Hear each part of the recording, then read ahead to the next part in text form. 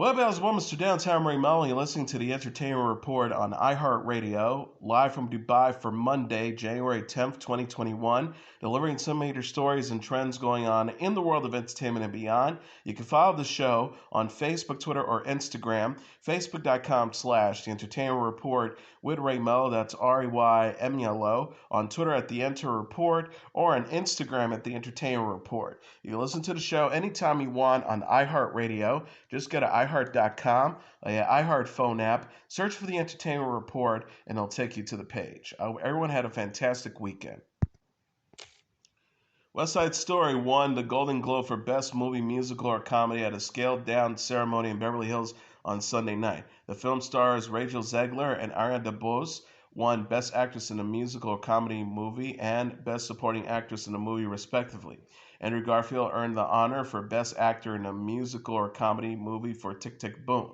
Will Smith scored the Best Actor in a Drama Movie prize for King Richard, and Nicole Kidman won the Best Actress in a Drama Movie for Being the Ricardos. Jane Champion was named Best Director of a Movie, and Cody Smith-McPhee was voted Best Supporting Actor in a Movie for their work on The Power of the Dog.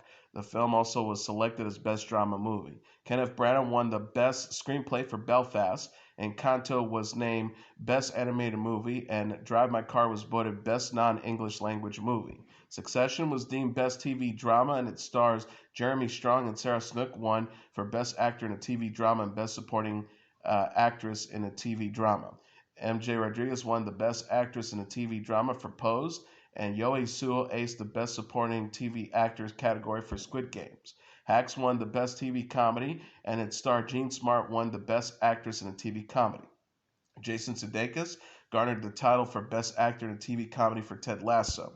The Underground Railroad was voted Best Limited Series, and Michael Keaton and Kate Winslet won Best Actor and Actress in a Limited Series for Dope Sick and The Mars of Easttown, respectively.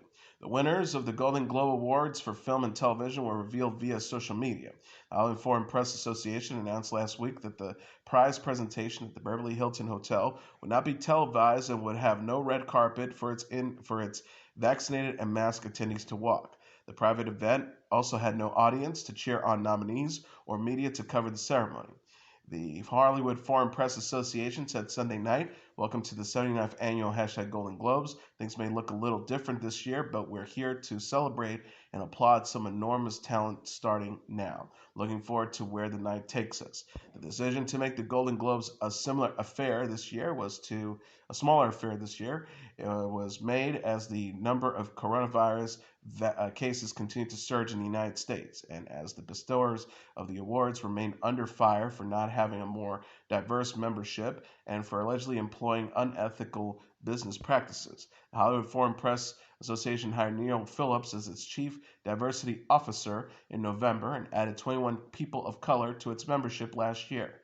The NAACP Hollywood Bureau Senior Vice President Kyle Bowser was also invited to speak at Sunday's ceremony. Bowser said, according to the Golden Globes Twitter feed, "Imagination is the currency that sustains and propels the entertainment industry."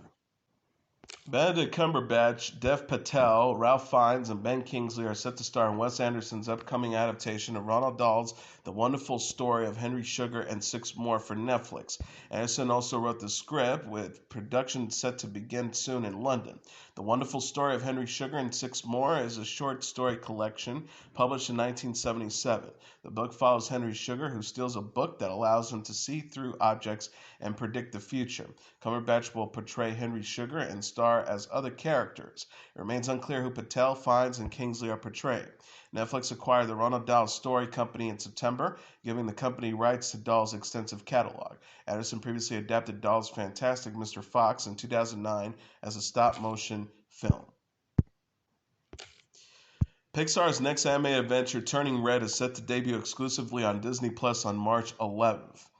Kareem Daniel, the chairman of Disney's Media and Entertainment Distribution, said in a statement Friday, Disney Plus subscribers around the world enthusiastically embrace Pixar's Academy Award-winning Soul and the critically acclaimed Luca, where they premiered exclusively on the service, and we look forward to bringing them Pixar's next incredible feature film, Turning Red.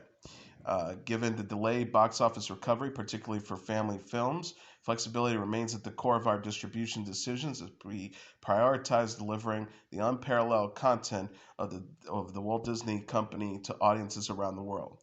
Directed by Oscar-winning filmmaker Domi Shai, the movie is about a 13-year-old girl who turns into a red panda when she gets emotional. It features the voice talents of Sandra Oh, Rosalind Chang, and Jordan Fisher. The announcement that the film would skip a North American theatrical release was made as the number of COVID-19 cases continues to surge. An international release strategy is expected to be announced at a later date for markets where the streaming service is not available. New Girl alum David Wayans Jr. and Blackish writer Lindsay Shockley are working on a 21st century version of the 1955-56 sitcom The Honeymooners. The remake will follow new wife Ruth and her husband Alex, who are determined to have a marriage where they are true equals in every way. But what happens when a marriage has two heads of the household? Are they co-heads or no heads at all? No casting has been announced for the CBS Studios project. The original show starred Jackie Gleason as a hot-tempered New York City bus driver, Ralph, Audrey Meadows as his long-suffering wife, Alice, and Joyce Randolph and Art Carney as their best friends and neighbors, Trixie and Ed Norton. Amazon Prime Video has announced it won't be bringing back its thriller series I Know What You Did Last Summer for a second season. Deadline and Variety reported the cancellation news on Friday. The latest screen adaptation of Lois Duncan's young adult novel stars Madison Iseman, Brianne Tijoux, Ezekiel Goodman, Ashley Moore, Sebastian Amoruso, Bill Hick, Fiona Reck, uh, Fiona Renee, Cassie Beck, and Brooke Bloom. It stars a group of teens who are stalked by a stranger a year after a fatal accident occurred on their high school graduation night. The 1997 film versions featured Jennifer Love Hewitt, Sarah Michelle Gellar, Ryan Phillippe, Freddie Prinze Jr., Johnny Galecki, and Bridget Wilson. It was followed by the 1998 and 2006 sequels I Still Know What You Did Last Summer and I'll Always Know What You Did Last Summer. Contestant Amy Schneider passed the $1 million milestone on Jeopardy Friday. The game show's Twitter feed said, with $1,019,600 in all-time winnings, Amy Schneider has joined a very exclusive club among Jeopardy champions. Ken Jennings, who won $4.5 million during his own run as a contestant and now Alternatives hosts the series with Maya Belak, retweeted the post, adding, "She did it, and in just 28 games, faster than my pace and tied with Mac Amadillo." The Today Show said Snyder is the first woman to reach the $1 million mark on the show. Schneider celebrated the achievement on social media. She wrote, "I'll get back to the backlog game threads tomorrow, but I just wanted to acknowledge how overwhelmed I am by the things being written about me and about what this run means. This has been a life-changing experience. Thank you all so much for your kindness and support." Schneider will play again on Monday. Earlier this week, she was robbed in Oakland and lost her phone, ID, and credit cards. She was not physically injured in the incident. The Boys Season 3 will premiere on June 3rd. Amazon Prime Video announced on Friday. The 8-episode third season will be kicked off with 3 episodes, followed by new installments arriving weekly until the season finale on July 8th.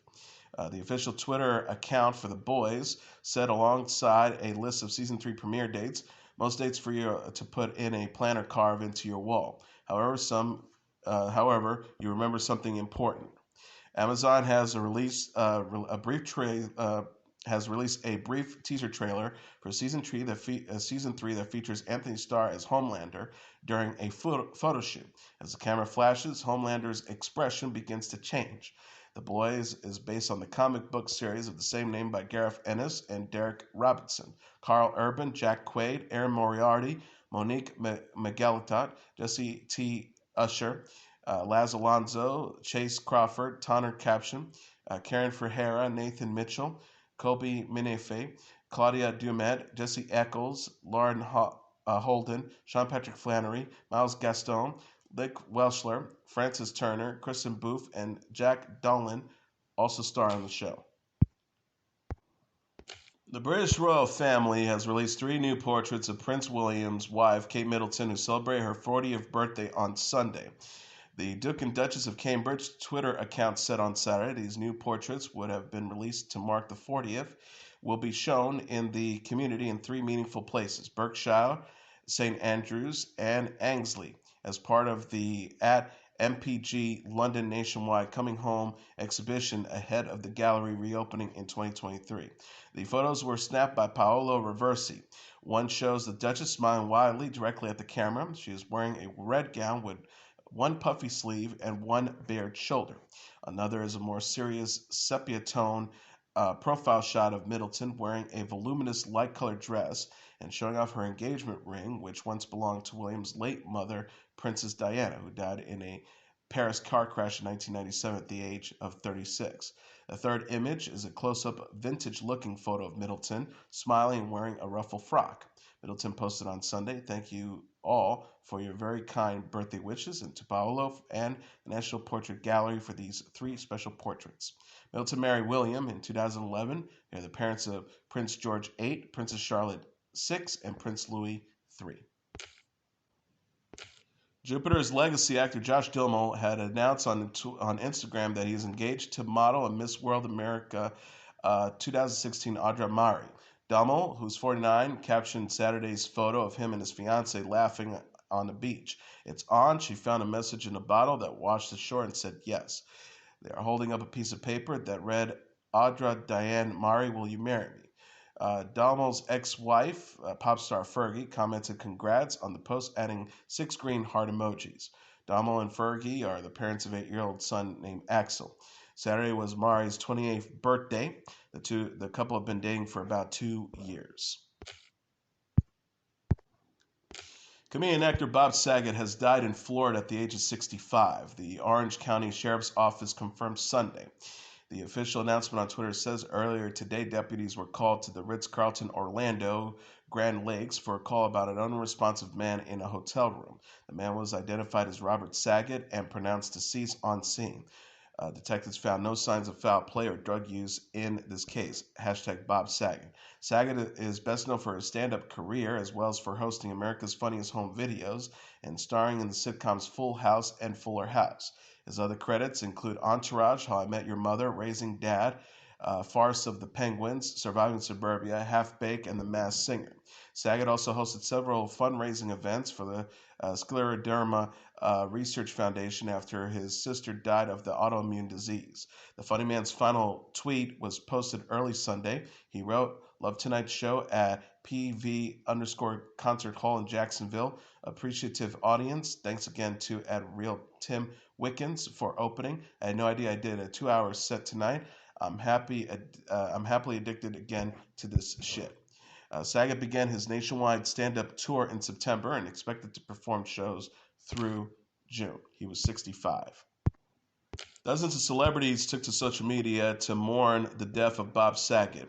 Whoopi Goldberg said, "Sail on my friend Bob Saget with your huge heart and abject lunacy. My condolences to his daughters and other family." John Stamos, co-star of Full House, said, "I'm broken, I'm gutted, I'm in complete and utter shock. I will never ever have another friend like him. I love you so much, Bobby." Candace Cameron Burke tweeted, "I don't know what to say. I have no words. Bob was one of the best human beings I've ever known in my life. I love him so much." Jon Stewart wrote on Twitter, "Bob Saget, just the funniest and nicest." While Jamie Kennedy said in a post, "I'm sitting here in utter shock and surprised sadness. Bob, how? This makes zero sense. There's so much to say, and I will at a later time. But right now, my love goes out to his wonderful wife and his 3 wonderful daughters. I'm so very sorry." Russell Crowe wrote, "Bob Saget, a great hang, a good chat, kind, funny, generous, R.I.P." Kat Dennings wrote, "I just can't believe it. What a wonderful guy. He always went out his way to make me feel comfortable and talk nonstop about his kids. Such a loss." Dane Cook said, "I want to share the voice text I'm listening to that we were leaving each other this week. I'm laughing and crying. I'm beyond sad. I cannot believe this. I love you, Sag. We all did." And Melissa Rivers, who shared a photo of Saget with her late mom, Joan, devastated by the loss of my friend at Bob Saget. He was not just funny, but truly one of the good guys. I love this picture. Hopefully they are laughing together. Norman Lear wrote, "Bob Saget was as lovely a human as he was, and to my mind, he was hilarious. We were close friends, and I could have not have loved him more." Howie Mandel said, "I'm in shock at such a loss." And He said, I truly love this man. I met 40 years ago doing stand up in Toronto. We both continued to have very busy lives and didn't get together much. The thing about Bob was, as little as we were able to connect each time we did was so precious to me. We would talk about life, family, and all the things that were so much important than show business. I don't know anyone with a bigger heart. He showed up every time I asked him and gave himself so much than than expected. He suffered great loss in his life with the passing of his sisters, parents, and friends. This was always handled with such grace, humor, and class. The laughter and joy he gave the world was pale in comparison to the time and dedication he gave to family, friends, and charities such as Scleroderma. He was just here doing what he loved. This is beyond comprehension. I just need to cry. I love you, Bob. Marilyn Bergman, the Oscar, Emmy, and Grammy winning songwriter whose lyrics graced hits such as The Way We Were, The Windmills of Your Mind, In the Heat of the Night, and the songs from Yentl, has died at the age of 93. According to Variety, Bergman was the first woman president and chairman of the board at the American Society of Composers, Authors, and Publishers, a post she held from 1994 to 2009. She and her husband and lifelong writing partner, Alan Bergman, wrote the words in some of the most popular film and TV songs of the 60s, 70s, and 80s, and continued to write together well into the 2000s. They were Oscar nominated 16 times and won 3 for The Way We Were, The Windmill, and the entire song score for Yentl. The Bergmans were frequent collaborators with composer Michel Legrand, their co-writer on Windmill, Yentl, and such other songs as Who Are You Doing the Rest of Your Life, and How Do You Keep the Music Playing, and Marvin Hamlish for The Way We Were. She was 93. And Michael Lang, one of the co-creators of Woodstock, died on Saturday at the age of 77. Lang died at Memorial Sloan Kettering Cancer Center in New York City. According to a family spokesperson, Michael Pignotta, the cause of death was a rare form of non-Hodgkin's lymphoma. Lang, along with partners Artie Cornfield, Joe Rosenman, and John P. Roberts, planned the famous 1969 festival at Mass Yeager's sprawling dairy farm in Bethel, New York, for 4 days. More than 400,000 attendees were treated to performances by artists including the Grateful Dead, Janis Joplin, Jefferson Airplane, Jimi Hendrix, and The Who. Battling weather issues, late venue changes, and far more attendees than anticipating, Woodstock's freewheeling ethos of peace and music endure, making the festival a defining moment in the decade's counterculture movement. He said in his 2009 book, The Road to Woodstock, Woodstock was a test of whether people of our generation really believed in one another and the world we were struggling to create. How would we do when we were in charge? Could we live in as the peaceful community we envisioned? I'd hope we could. Born in Brooklyn, Lang briefly attended New York University before moving to Florida. It was there he got the idea for Woodstock after organizing the Miami Pop Festival in 1968, featuring Jimi Hendrix as a headliner. Featured prominently in the Academy Award-winning 1970 documentary Woodstock, often riding across the stage ground on his motorcycle, Lang became one of the most recognizable faces in the festival. In later years, he would continue to produce events building on the legacy of that original Woodstock, including festivals Woodstock 94 and Woodstock 99. The latter event, a 3-day concert in Rome, New York, was infamously plagued by widely covered acts of violence and reportedly sexual assault. In 2019, Lang was planning to stage Woodstock 50, a reimagining of the festival featuring a wide range of performers, including Chance the Rapper and Carl Santana, but the festival was canceled after a financial. Lang was 77. Singer and actress Demi Lovato is back home after seeking treatment for addiction at a Utah rehabilitation facility, multimedia outlets reported this weekend. Lovato wrote on Instagram early last month that being California sober, drinking alcohol and smoking marijuana wasn't working anymore. Lovato said, sober is the only way to be. The New York Post cited an unnamed source Saturday as saying that the artist had recently been to rehab but is doing well at home now. Lovato, who identifies as non-binary and uses the pronouns they and them, had been using meth and heroin when she almost suffered a near-fatal overdose in 2018. Lovato subsequently went to rehab to receive injections of Vitrol, which stopped the effects of opiates. Lovato had also spent time in treatment facilities in 2010 and 2012. Battles with substance abuse were chronicled in the YouTube docuseries Demi Lovato Dancing with the Devil. An insider told People.com Demi is committed to her well-being, and throughout her life, she plans to do regular check-ins to make sure she puts herself first. UsMagazine.com said Sunday that Lovato's most recent stay in rehab was over in time for her to spend the holidays with her family. A source told the outlet Demi will have a sober living companion with her during this transition. It was her decision to go back to rehab. Neither Lovato nor her reps have publicly commented on the reports. Adele's 30 is the number one album in the U.S. for a 6 week. Coming in number 2 on the Billboard 200 charts dated Saturday is Michael Bublé's Christmas, followed by Taylor Swift's Red, Taylor's Version number 3, Olivia Rodrigo's Sour number 4, and Morgan Wallen's Dangerous, the double album number 5. Rounding up the top tier are Nat King Cole's The Christmas album number 6, the soundtrack to Encanto number 7, Charlie Brown Christmas at number 8, Mariah Carey's Merry Christmas at number 9, and A Christmas Gift for You from Phil Spector at number 10.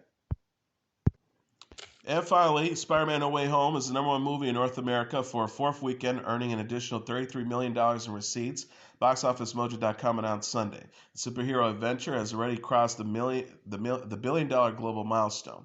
Coming in at number 2 in Canada and the United States is Sing 2 with $12 million, followed by 55 at number 3 with $4.8 million, The King's Man at number 4 with $3.3 million, and American Underdog at number 5 with $2.4 million. Rounding up the top tier are The Matrix Resurrection number 6 with $1.9 million, West Side Story number 7 with $1.4 million, Ghostbusters Afterlife at number 8 with $1.1 million, The Licorice Pizza at number 9 with $1 million, and House of Gucci at number 10 with $600,000.